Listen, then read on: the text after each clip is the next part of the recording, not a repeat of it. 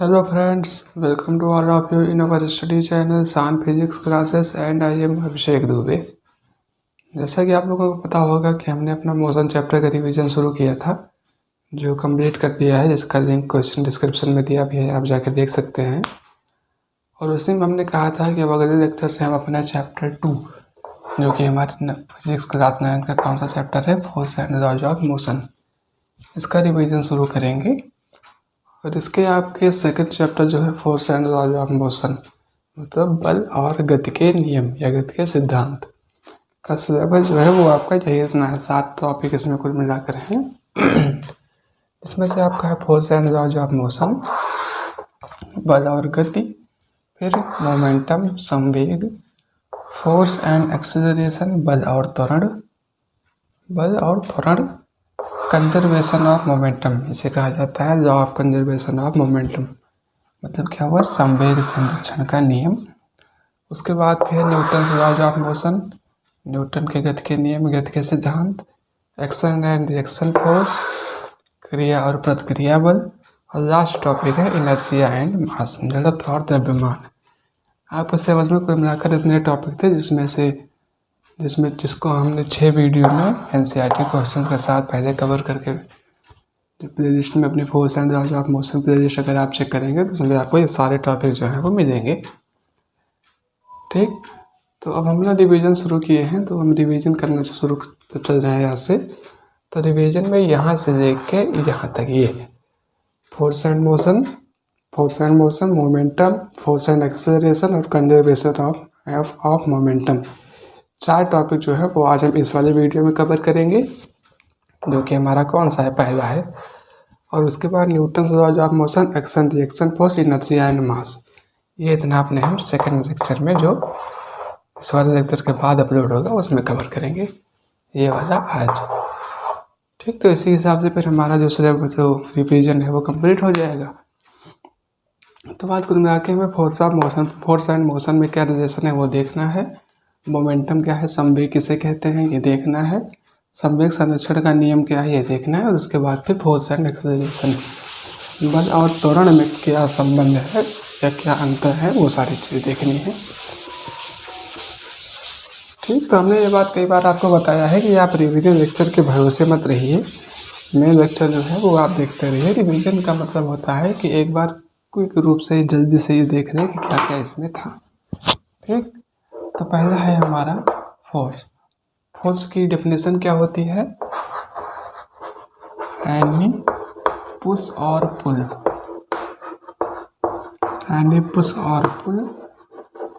विच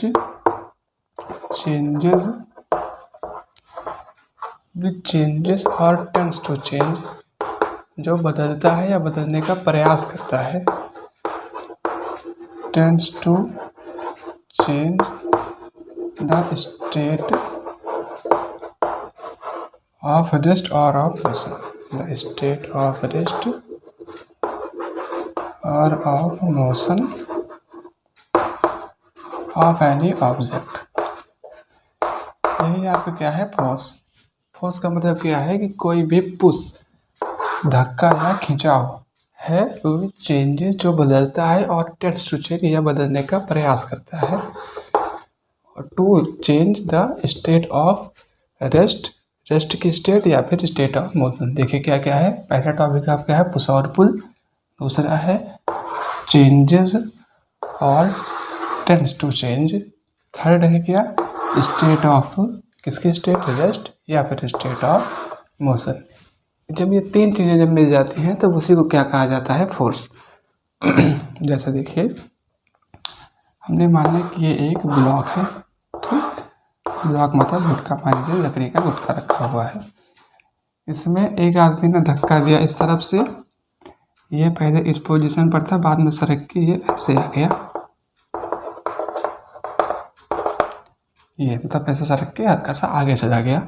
तो क्या हुआ, पुश और पुल है, हाँ है, चेंज करने का प्रयास कर रहा है। ठीक है, जोर लगा रहा है, या तो बदलेगा या फिर नहीं बदलेगा, वो हो गया।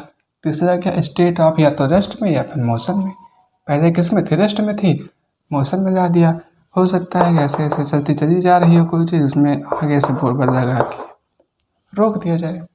तो जब ये तीन चीज़ें जब होती हैं, पहला क्या है पुश या पुल हो, दूसरा क्या है जो चेंज करने का प्रयास कर रहा हो किस चीज़ को, उसके स्टेट ऑफ रेस्ट को या फिर स्टेट ऑफ मोशन को, तब हम उस एनी एजेंसी, यहाँ पे लिख दीजिए आप, तब हम उस एजेंसी को क्या कहते हैं, फोर्स। ठीक, एनी एजेंसी, फिर ब्रैकेट में आप कहते हैं पुश और पुल, तब हम उस एजेंसी को क्या कहते हैं कि वहाँ पर फोर्स है। कैसे होना था वो हमने समझाया। अब उसके बाद फिर फॉर्मूला इसका क्या होता है, फॉर्मूला होता है F is equal to M A, force is equal to M क्या है मास, ए क्या है एक्सीलरेशन, त्वरण और द्रव्यमान, acceleration mass F is equal to M A. और जब हम इसके यूनिट निकालेंगे तो यूनिट के लिए क्या हो जाएगा, यह हुआ हमारा फार्मूला। उसके बाद फिर आती है यूनिट, मास की यूनिट क्या हो जाएगी किलोग्राम, एक्सेलरेशन की यूनिट क्या हो जाएगी मीटर पर सेकंड स्क्वायर, तो यूनिट इसकी आ गई किलोग्राम मीटर पर सेकंड स्क्वायर। या फिर इसी यूनिट को सर आइजैक न्यूटन के ऑनर में के सम्मान में से क्या कहा जाता है, न्यूटन, जिसे रिप्रेजेंट किया जाता है एन से। मेन इसकी यूनिट क्या है किलोग्राम मीटर पर सेकंड स्क्वायर। सर न्यूटन की रिस्पेक्ट में इसी चीज़ को जो है वो एक दूसरा नाम दे दिया गया है न्यूटन, और रिप्रेजेंट कैसे किया जाता है कैपिटल एन से। ठीक, तो फोर्स आप कैसे नापेंगे 1 न्यूटन 2 न्यूटन 3 न्यूटन 4 न्यूटन। अगर फार्मूले से आपको समझना हो तो आप ऐसा समझ सकते हैं कि यहाँ पर एक्सेलरेशन है और मास है, का मतलब क्या हुआ कि मास किसी ऑब्जेक्ट में था, उसको एक्सेलरेशन में लाने के लिए जो कार्य किया गया, जो एजेंसी अप्लाई की गई, उसे क्या कहा जाएगा, फोर्स कहा जाएगा। फोर्स में यही तीन चीज़ें हैं, डेफिनेशन, फार्मूला, यूनिट। ठीक, अब फिर टाइप्स जब देखेंगे टाइप्स ऑफ फोर्स, तब टाइप्स ऑफ फोर्स में क्या हो जाएगा,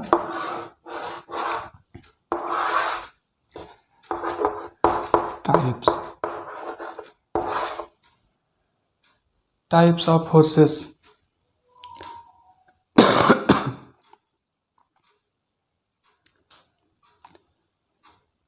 टाइप्स ऑफ फोर्सेस नहीं, तो इतना होने के बाद अब हम देखेंगे अपने types of forces.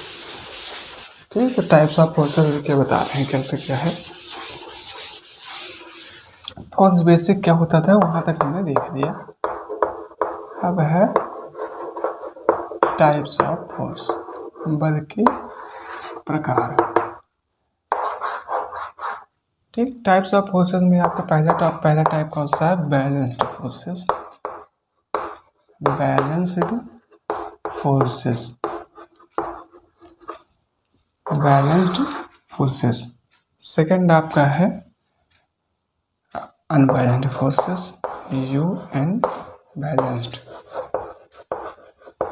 Unbalanced forces. देखिए बैलेंस्ड फोर्स का मतलब क्या हुआ कि जैसे मान लीजिए कि ये कोई आपका ब्लॉक था, ठीक, ये आपका एक ब्लॉक है, इसमें से मान लीजिए कि 5 न्यूटन का फोर्स इधर से लग रहा है, 5 न्यूटन का ही फोर्स इधर से लग रहा है, 5 न्यूटन का ही फोर्स इधर से लग रहा है, और 5 न्यूटन का फोर्स ही इधर से लग रहा है।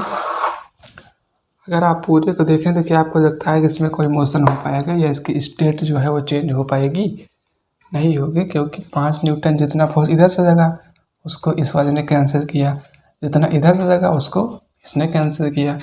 तो इस वजह से जो हमारी ऑब्जेक्ट है वो ऑब्जेक्ट किस में रह जाएगी, जिस स्टेट में है उसी स्टेट में रह जाएगी। तो क्या हो जाएगा, इसकी पहली प्रॉपर्टी क्या होती है, स्टेट इज नॉट चेंज्ड। अब आप हो सकता है कह सकते हैं कि स्टेट चेंज नहीं हुई तो इसे हम फोर्स क्यों कहें ना। तो हमने अभी आपको थोड़ी देर पहले बताया कि फोर्स होने के लिए स्टेट का चेंज होना ज़रूरी नहीं है, बल्कि अगर चेंज करने का प्रयास भी किया गया है तब भी हम ये कह सकते हैं कि वहाँ पर क्या है, फोर्स जो है अप्लाई किया गया है। ठीक, ये होता है बैलेंस्ड फोर्स। इससे का अपोजिट होता है अनबैलेंस्ड फोर्स। अनबैलेंस्ड का मतलब क्या है, तो जैसे मान लीजिए आपका एक ब्लॉक रखा हुआ है, इसमें इधर से 5 न्यूटन का फोर्स लगा, इधर से भी फोर्स लगा, लेकिन इधर से फोर्स जो है वो कितना लगा, 2 न्यूटन का लगा। और ऊपर से 5 न्यूटन का लगा, नीचे से अभी भी 5 न्यूटन का ही फोर्स लगा। इस फोर्स को ये वाला कैंसिल कर दिया, इस वाले को ये कैंसिल करने का प्रयास तो कर रहा है, लेकिन पूरी तरह से कैंसिल नहीं कर पाएगा, क्योंकि 5 - 3 जब रिजल्टेंट जब निकालेंगे तब हमारा कितना आ जाएगा, 3। जब इसका रिजल्टेंट निकालेंगे तो हमारा 3 न्यूटन का फोर्स जो है वो आ जाएगा। 3 न्यूटन का फोर्स बचने का या रिजल्टेंट कहा जाता है इसे।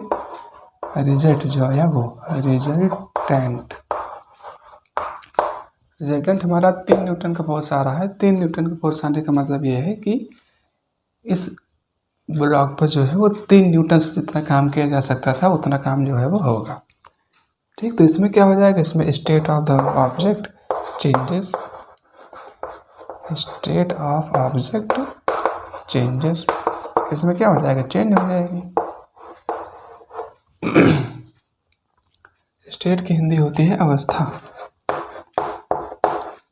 अवस्था इसकी जो है वो बदल जाएगी। तो अगर रुकी थी तो चलने लगेगी, कि चल रही थी तो रुक जाएगी। ठीक, मेन इसके जो है वो 2 ही है, बैलेंस्ड और अनबैलेंस्ड। कैसे होता है पूरा हमने बताया।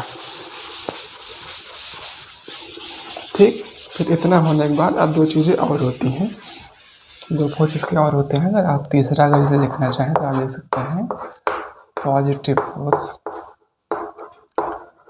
पॉजिटिव को ऐसे प्लस करके भी लिखा जा सकता है, या इससे अगर आप पूरा लिखना चाहें तो ऐसे लिखेंगे पॉजिटिव फोर्स। पॉजिटिव फोर्स का मतलब क्या होता है, धनात्मक। और चौथा क्या हो जाएगा, नेगेटिव -VE फोर्स या नेगेटिव। ठीक, पॉजिटिव फोर्स और नेगेटिव फोर्स।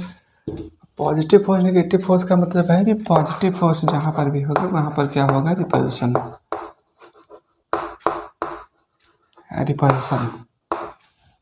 और जहाँ पर नेगेटिव फोर्स होगा वहाँ पर क्या हो जाएगा, अट्रैक्शन। होता कैसे हो रहा है, तो कैसे बताते हैं।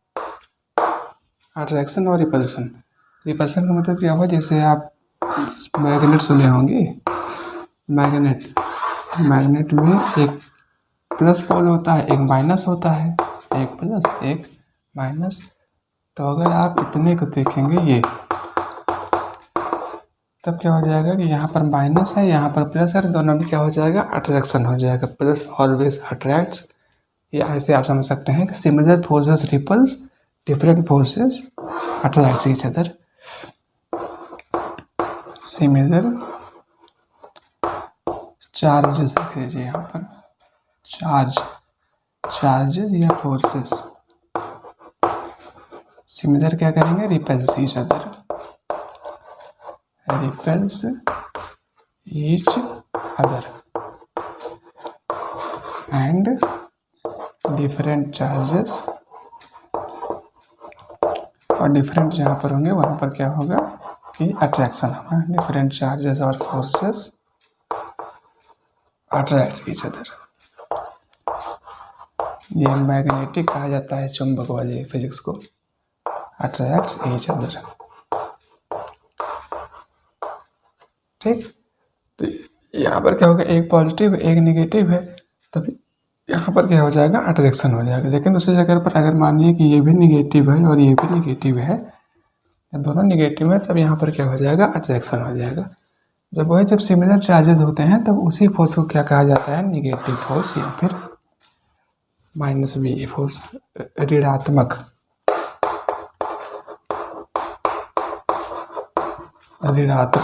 और इसका क्या हो जाएगा, धनात्मक, धनात्मक बल। ठीक, तो ये फोर्स के आपको कुल मिलाकर कितने पॉइंट्स थे, 4। पहला कौन सा, अट्रैक्ट, मतलब कि बैलेंस्ड, फिर second unbalanced, third positive force, negative. एक चीज़ आपको और बता दें, डेफिनेशन में आप पीछे अपने नोट कर लीजिए कि फोर्स करेगा क्या।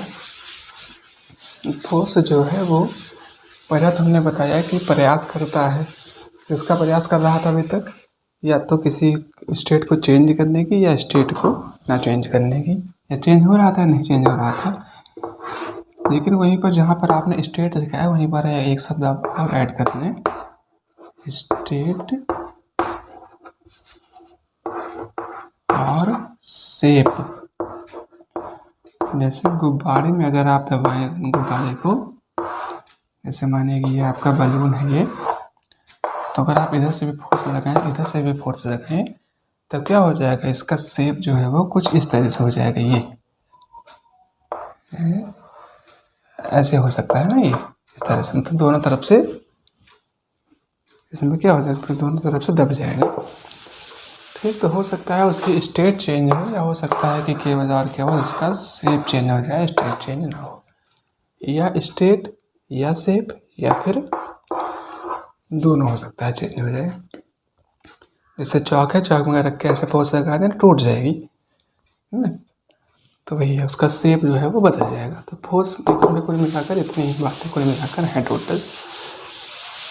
ठीक, अब फोर्स और एक्सेलरेशन में क्या रिलेशन थोड़ा सा देख लिया जाए। फोर्स का फार्मूला क्या आया, F is equal to m into A. आपको आधी फिजिक्स आ सकती है अगर आपके केवल फार्मूलों के साथ समझ खींचना आ जाए तब। अगर आप फार्मूलों के साथ खींचना समझ लें तब आप ये के लिए फिजिक्स जो है बहुत आसान हो जाती है। इसमें पहला रिलेशन होता है F is directly proportional to A. Second relation होता है F is directly proportional to A, M A. यह है सेकेंड। दो चीज़ें होती है, एक होती है डायरेक्टली प्रोपोर्शनल, एक होती है इनडायरेक्टली प्रोपोर्शनल। क्या होता है, डायरेक्टली प्रोपोर्शनल से प्रोपोर्शन और उसके बाद में ए एल, डायरेक्टली प्रोपोर्शनल। एक होता है इनडायरेक्टली प्रोपोर्शनल। डायरेक्टली का मतलब क्या हुआ कि जैसे अगर पहली क्वांटिटी बढ़ी तो अगली क्वांटिटी भी बढ़ेगी। इनडायरेक्टली का मतलब क्या होता है कि अगर पहली क्वांटिटी बढ़ी है तो दूसरी क्वांटिटी घटेगी। ठीक, जैसे देखिए, जैसे मानिए कि आपके पास कुल मिला के 5 वैल्यूज लेके आनी है। ठीक, तो अगर आप पहली वैल्यू 4 रखेंगे तो दूसरी वैल्यू 1 है। ठीक है, अब अगर आप इससे बढ़ाएं इसे घटाएं, जैसे 4 को कम करके 3 जब करेंगे तो आपको 1 को ऐड करके 1 को बढ़ाकर 2 करना पड़ेगा। तो यहाँ पर ये दोनों आपस में किस तरह संबंधित है, इनके बीच में इनडायरेक्टली प्रोपोर्शनलिटी का रिलेशन या संबंध जो है वो है। ठीक, तो डायरेक्ट इनडायरेक्ट का मतलब ये हुआ, और डायरेक्ट का मतलब क्या हुआ, जैसे आप वेलोसिटी और एक्सेलरेशन दे दीजिए, वेलोसिटी दे दीजिए, एक्सेलरेशन दे दीजिए। अगर आपकी वेलोसिटी बढ़ रही है एक्सेलरेशन भी आपका बढ़ेगा ना। ऑब्वियस सी बात है। जैसे मान लीजिए कि आपकी वेलोसिटी पहले 20 मीटर पर सेकंड थी, उसे आपने इंक्रीज करके 30 मीटर पर सेकंड कर दिया, तो इसका मतलब क्या है कि यहाँ पर आपने 10 मीटर पर सेकंड का एक्सेलरेशन दे दिया। 10 मीटर पर सेकंड एक्सेलरेशन दिया मतलब एक्सेलरेशन मानिए पहले 0 था, बाद में बढ़ के 10 पहुँचा। स्पीड आपकी 20 थी, बाद में बढ़ के 30 आई। ये होता है डायरेक्ट और इनडायरेक्ट प्रोपोर्शनलिटी का रिलेशन। तो F directly proportional to m का मतलब है कि जिस ऑब्जेक्ट का मास जितना ज़्यादा उसमें फोर्स उतना ज़्यादा लगाना पड़ेगा, सीधी सी बात है। डायरेक्टली प्रोपोर्शनल टू a का मतलब ये होगा कि एक्सेलरेशन जितना ज़्यादा होगा फोर्स उतना ज़्यादा लगाना पड़ेगा। अगर कोई ऑब्जेक्ट का वेट 5 किलो है, दूसरी ऑब्जेक्ट का वेट 10 किलो है, तो आपको 5 किलो वाली ऑब्जेक्ट को डिस्प्लेस करने में और 10 किलो वाली ऑब्जेक्ट को डिस्प्लेस करने में से 10 वाले में ज़्यादा फोर्स लगाना पड़ेगा, 5 वाले में कम फोर्स लगाना पड़ेगा। वही इसका कहने का मतलब है। डायरेक्टली प्रोपोर्शनल का मतलब कि ये अगर ये बढ़ेगा ये भी बढ़ेगा, ये घटेगा ये भी घटेगा, इसमें भी ये है। लेकिन अगर आप m और a में रिलेशन देखेंगे तब ये ऐसे है, प्रोपोर्शनल टू 1/a। जब कहीं पर 1/a लिखा जाता है तो उसे क्या कहा जाता है, इनडायरेक्ट प्रोपोर्शनलिटी का रिलेशन है इनके दोनों के बीच में। इसमें क्या, इसका मतलब ये होता है कि जैसे मानिए कि कहीं पर अगर आपका मास ज़्यादा है, एक्सेलरेशन आपका कम हो जाएगा। जैसे कि मैंने बताया ना कि 5 का जो 4 1 करेगा 3 2 करेगा ना, उसी तरह से इसमें भी है कि आपको दोनों को मल्टीप्लाई करके जो है एफ के बराबर लेके आनी है। तो आप चाहे इससे बढ़ा दें चाहे इससे बढ़ा दें, एक बढ़ाएंगे दूसरा आपको घटाना पड़ेगा। ठीक, तो फोर्स के बारे में कुल मिलाकर यही इतनी बातें जो है वो हैं। अब इसके बाद में हम चलते हैं फोर्स का एक्सेलरेशन के साथ। एक्सेलरेशन हमने देख लिया, फोर्स एंड मास भी देख लिया, फोर्स जो है वो भी देख लिया, फोर्स के डिस्प्लेसमेंट मतलब जो भी छोटी मोटी चीज़ें थी फोर्स के बारे में सारी हमने अभी तक देख लिया है। अब हमारा सेकंड टॉपिक आता है मोमेंटम। मोमेंटम इसे क्या कहा जाता है हिंदी में? संवेग।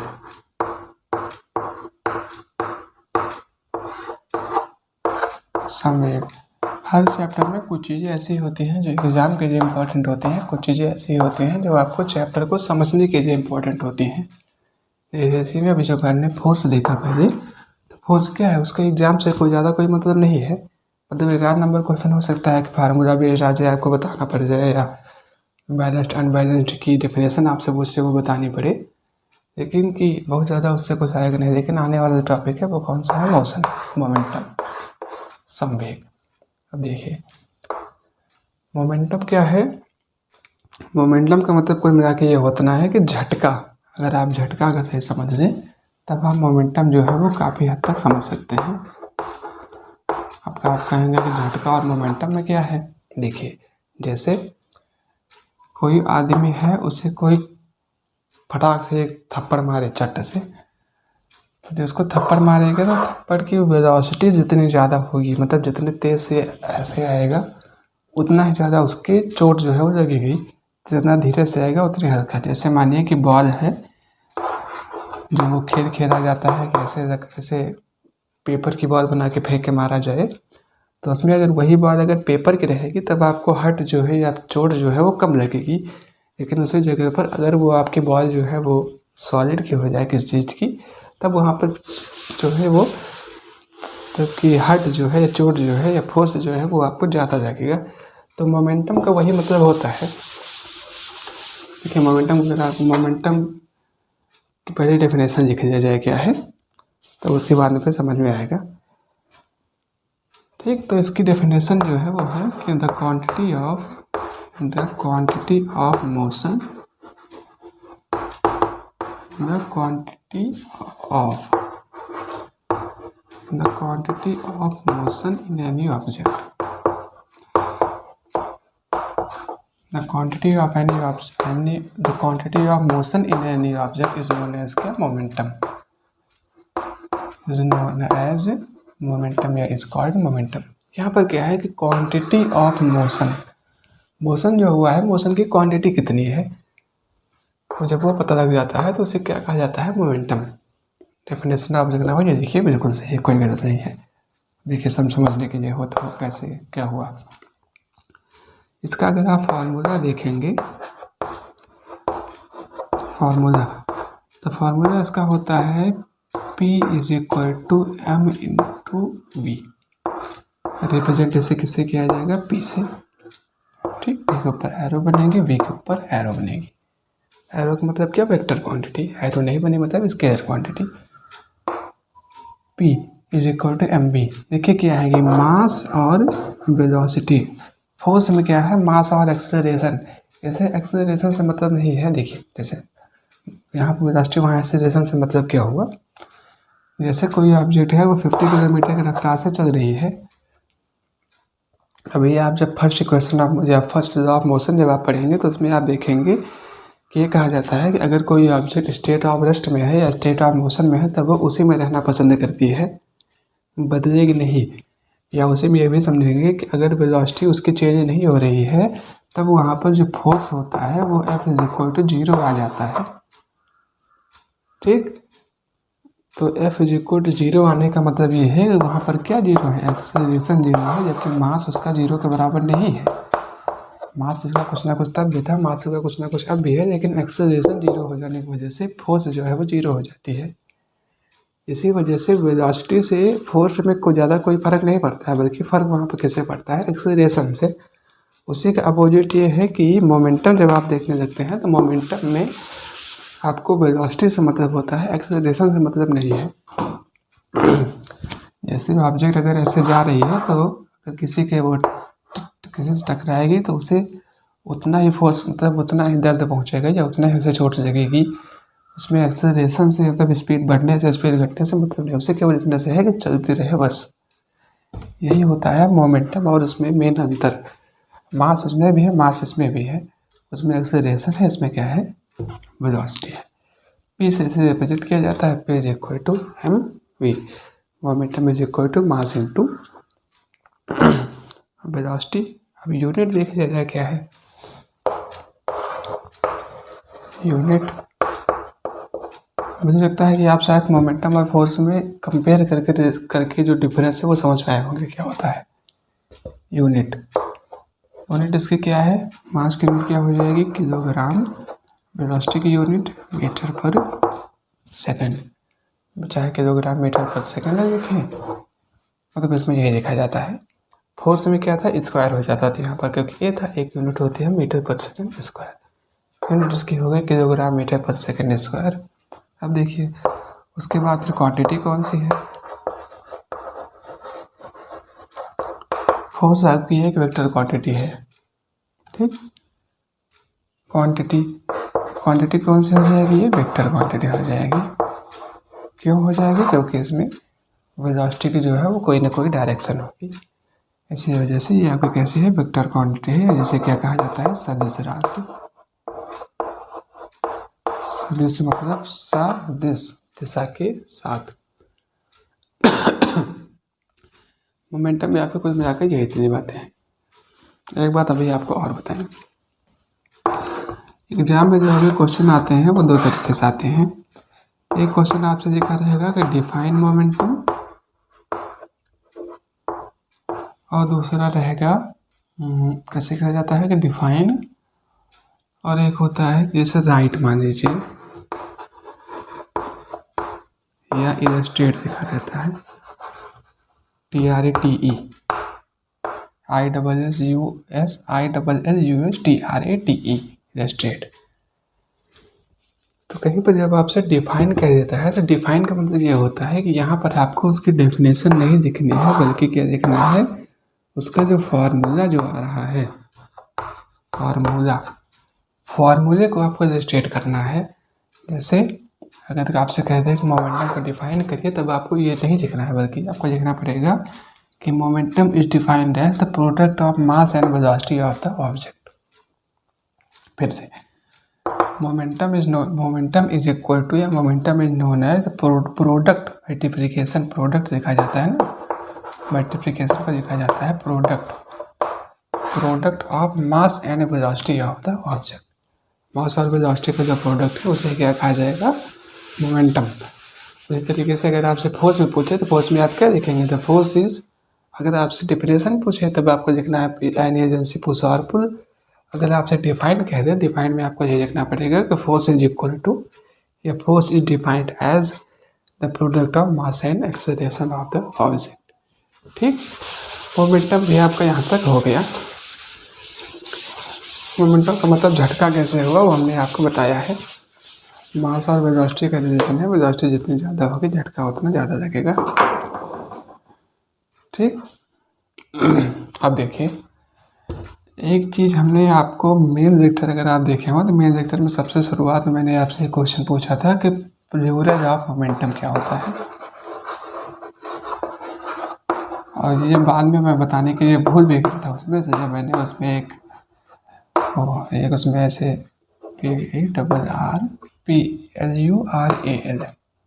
Average of momentum. Average of momentum मतलब ये होगा कि उसका बहुवचन क्या होगा। हाँ तो स्क्रीन देख के डाली हुई है, एवरेज ऑफ मोमेंटम मीन्स क्या होता है, मोमेंटा। आप साफ लिख देंगे तो आप इसे जलेबी वाला समझ नहीं पाएंगे।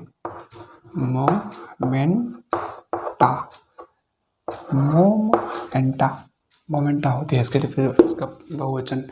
एक नंबर का क्वेश्चन है, पूछा जा सकता है। फिर मोमेंटम देख लिया। अब मोमेंटम के बाद में एक टॉपिक और बचा है लास्ट, क्या है, कंजर्वेशन ऑफ मोमेंटम। मेरा जहाँ तक विश्वास है कि आप लोग सबसे ज़्यादा अगर इस चैप्टर में किसी बात पर कंफ्यूज हुए होंगे तो वो आपको यही है, कंजर्वेशन ऑफ मोमेंटम। या ये भी कहा जा सकता है कि आप अगर सबसे ज़्यादा किसी टॉपिक से डरते होंगे इस चैप्टर में तो वो आपका है कंजर्वेशन ऑफ मोमेंटम, क्योंकि इसका प्रूफ जो है वो समझ में नहीं आता। प्रूफ एक समझ में आ गया तो रिजल्ट तो कभी याद नहीं होगा।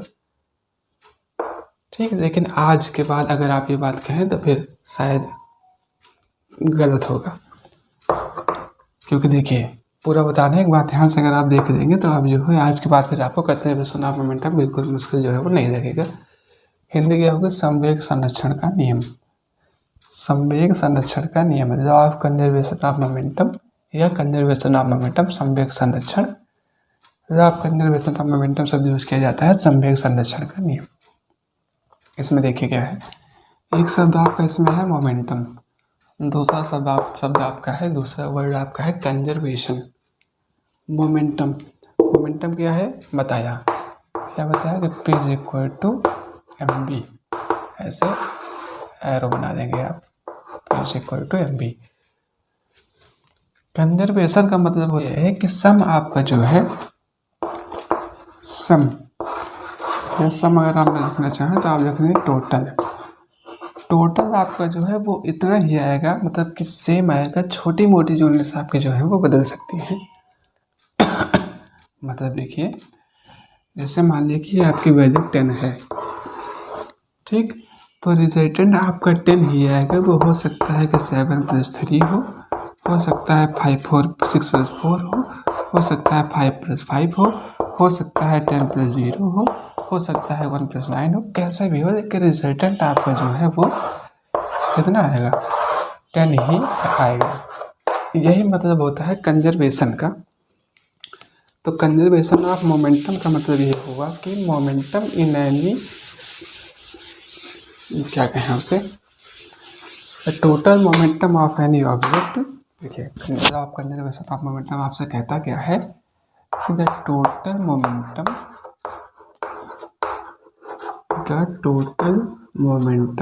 इन any object, the total momentum in any object is same, या अगर आप सेम नहीं लिखना चाहें तो आप लिख सकते हैं इक्वल। बिफोर कोलिजन, यहाँ पे शब्द आएगा collision, before collision and after collision. Collision में बता रहे हैं क्या है, before collision and after collision.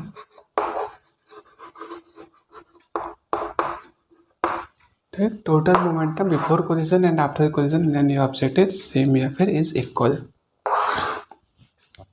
Collision का मतलब होता है टकराव।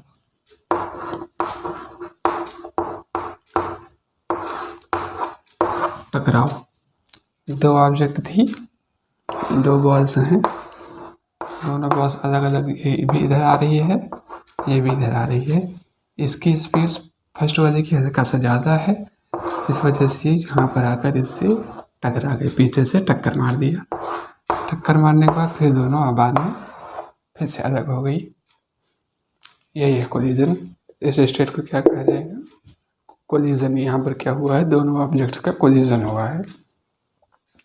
डेफिनेशन बिगाड़ दें, ठीक, इसको आप नोट कर दीजिए पहले।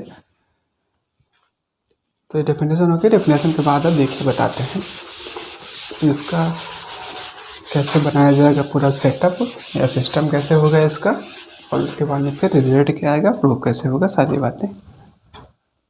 देखिए एक बॉल ये है, एक बॉल ये है, दोनों बॉल्स इधर को आ रही हैं। थोड़ी देर बाद टी टाइम के बाद ये ऑब्जेक्ट इस ऑब्जेक्ट से टकरा गई। ये टकराने के बाद फिर दोनों ऑब्जेक्ट ऐसे अलग अलग चली गई। पहली ऑब्जेक्ट का जो मास है वो है m1, दूसरी ऑब्जेक्ट का मास आपका कितना है m2। पहली ऑब्जेक्ट की इनिशियल वेलोसिटी है u1, सेकंड की इनिशियल वेलोसिटी है u2। ठीक, बाद में ये है आपकी पहली m1, मास सेम है, m2 सेकंड का मास भी सेम है। वेलोसिटी में परिवर्तन हो सकता है, वो धक्का मारने के बाद हो सकता है कि चोट ज़्यादा लग जाए, वो चल ही ना पाए आगे, और नहीं, बल्कि यह है कि मास में जब परिवर्तन होता है फिर जब टकराएंगे तो वेलोसिटी में कुछ परिवर्तन हो जाएगा। ये है आपके बीच की कंडीशन, इसे कहा जाता है कोलिजन। अब देखिए ये आपको क्या है, बिफोर कोलिजन। टकराव के पहले जो स्थिति थी वो इस तरीके से थी, दोनों इसी डायरेक्शन में ऐसे आ रही हैं। ये क्या है, ड्यूरिंग कोलिजन, कोलिजन के समय क्या हुआ, टकराव के समय क्या हुआ। और ये है आपका आफ्टर कोलिजन, कोलिजन के बाद। 3 कंडीशन है कुल मिला के, ठीक। बिफोर कोलिजन दोनों ऑब्जेक्ट्स आगे की तरफ जा रही थी। ड्यूरिंग कोलिजन क्या हुआ, दोनों चिपक गए, धड़ गई, फट क्या है बाद में फिर आगे चली गई। कंजर्वेशन ऑफ मोमेंटम डेफिनेशन अगर आप पीछे देखें तो वहाँ पर हमने बताया है तो total momentum before collision is equal to total momentum after collision. देखिए अब ये बताइए कि बिफोर कोलिजन टोटल मोमेंटम कितना होगा। क्या हो रहा था, मास इंटू वेलोसिटी, तो P1 अगर आप P1 लिख दें, P1 तो P1 आपको कितना आ जाएगा, P1 मतलब कि पहली ऑब्जेक्ट, ये पहली है, ये पहली है, ये पहली है, ऐसे 1 लिख लीजिए, ऐसे लिख लीजिए 2। P1 पहले के लिए कितना हो जाएगा, M1 U1 बिफोर है। P2 कितना हो जाएगा, M2 और U2, ये हो गया बिफोर। आफ्टर क्या है, P1 कितना हो जाएगा, M1 B1, P2 कितना हो जाएगा, M2 B2। ठीक है, हमें यही करना है कि दोनों का ऐड करके दिखाना है कि बराबर है, बस। Total momentum before collision equal to total momentum after collision का मतलब क्या हुआ कि जो हमें प्रूव करके देके आना है वो है कि M1 U1 plus M2 U2 is equal to M1 B1 plus M2 B2।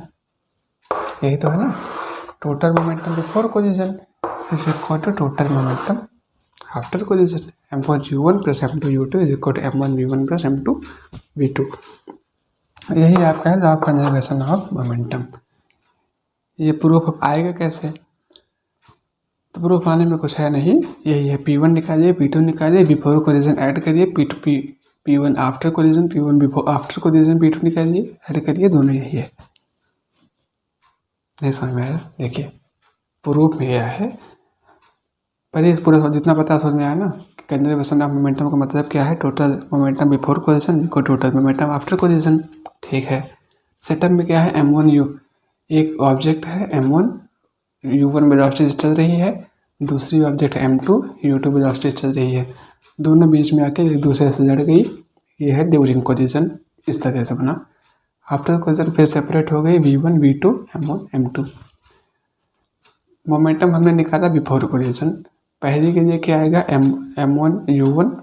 अरे ठीक है, ऐसे बना सकते हैं आप चाहें तो, नहीं बनाएंगे तो कोई दिक्कत नहीं है, उससे बना दे अच्छी बात है, नहीं बनाए तो भी अच्छी बात है। P1 P2 निकाले बिफोर कोलिजन, आफ्टर कोलिजन, दोनों का ऐड करके दिखा दिया कि बराबर है। पूरा समझ में आया। अब आपको इसे को लिखना कैसे है, जब आपको लिखने को आएगा तो आप ऊपर हेडिंग डालेंगे तो आपका कंजर्वेशन ऑफ मोमेंटम, फिर उसके बाद आप देखेंगे तो total momentum before collision is equal to total momentum after collision हो गया। फिर आप ये सेटअप बनाएंगे, M1 U1 M2 U2, ये दोनों बीच में से 1 2 लिख देंगे, M1 V1 M2 V2। यहाँ पर आप लिखेंगे before collision, during collision, after collision. ठीक, उसके बाद फिर उसके बाद आप इसे 2 लाइन में 3 लाइन में समझाएंगे कि suppose there is an object which mass is M1 and another mass is M2 moving with velocity U1 and U2।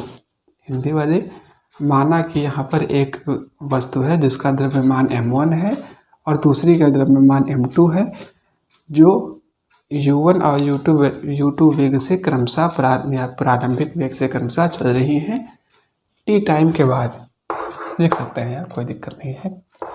T time के बाद M1 और M2 मास वाली द्रव्यमान वाली दोनों ऑब्जेक्ट्स टकराती हैं, कोलिजन करती हैं, एंड फिर यहाँ पर आप T1 कर लीजिए, यहाँ पर लिख लीजिए T2। समय का यहाँ पर कोई मतलब नहीं है, फार्मूले में कहीं पर आपको टी नहीं दिखेगा। T2 का मतलब क्या हुआ, M1 and after collision the objects moving with velocity, the object moving with velocity u1 changes to moving with velocity v1 and the object u2 with respect to u2 is converted to v2। जो वस्तु u1 वेग से चल रही थी वो v1 वेग से चलने लगी, जो ऑब्जेक्ट u2 वेग से चल रही थी वो ऑब्जेक्ट आपकी v2 वेग से चलने लगी। इतना आप लिखेंगे। फिर उसके बाद आप लिखेंगे कि therefore before collision the momentum of object 1 is p1 u1 and second is p2 v2 u2 and similarly, और इसी तरह से आफ्टर कोलिजन क्या हो जाएगा, p1 is equal to m1 v1 p2 is equal to m2 v2। पूरा बता दिए। फिर आप लिखेंगे फ्रॉम द अबव इक्वेशन ये हेंस प्रूव्ड।